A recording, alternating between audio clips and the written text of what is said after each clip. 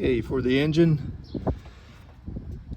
I still need to wrap this in a wire loom, but at least I want to go ahead and route it. I ended up coming up from this side here, putting in one of my fuses, and then I was able to find a great spot back there to just punch through, put a nice grommet in, protect it from chafing. Then the finished product, got it installed, strapped down. You got the battery charger here on the side. I've got these zip ties here for right now, just so I can get some wire looms and make it look nice and clean. But that is it. Ends up taking up the passenger seat, but the whole intent was to maximize the cargo area in the back.